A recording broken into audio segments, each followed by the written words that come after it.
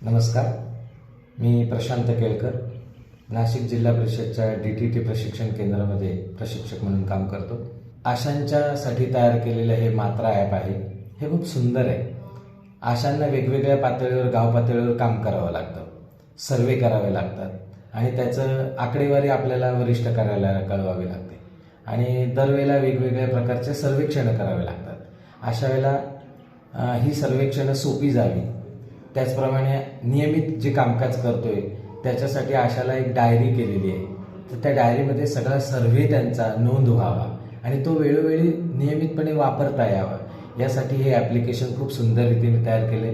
याच्यामध्ये आशा, ANM आणि त्यांची सुपरवायझर म्हणजे आशांची सुपरवायझर यांची सगळी नोंदणी त्याच्यामध्ये होणार आहे आणि एकमेकांना पूरक असं हे ॲप तयार केलं आहे. म्हणजे उदाहरणार्थ आशाने सर्वे केला तर तो सर्वे कायमस्वरूपी त्यात राहणार आहे आणि मग त्या कुटुंबाला दिल्या जाणाऱ्या सेवा आणि त्याच्या नोंदी या सहजतेने होणार आहेत. दरवेळेला वही काढा, त्याच्यात नोंदी घ्या, त्या आठवा, हे न करता एक प्रकारे आशाचं सबलीकरण याच्यातनं होणार आहे.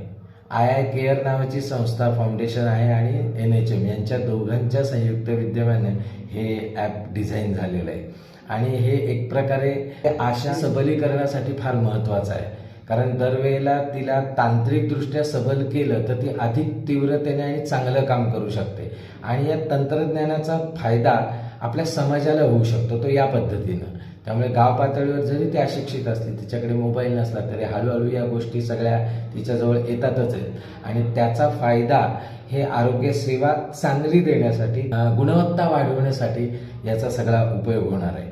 पण एक सुंदरशी सुरुवात आणि एक तांत्रिकदृष्ट्या सबलीकरण एक प्रकारे आशांचं होत आहे. त्याबद्दल ही खूप चांगली गोष्ट आहे आणि भविष्याचा चांगला भारत घडवण्यासाठी अशा ॲप्लिकेशनची नियमितपणे गरज असते. धन्यवाद.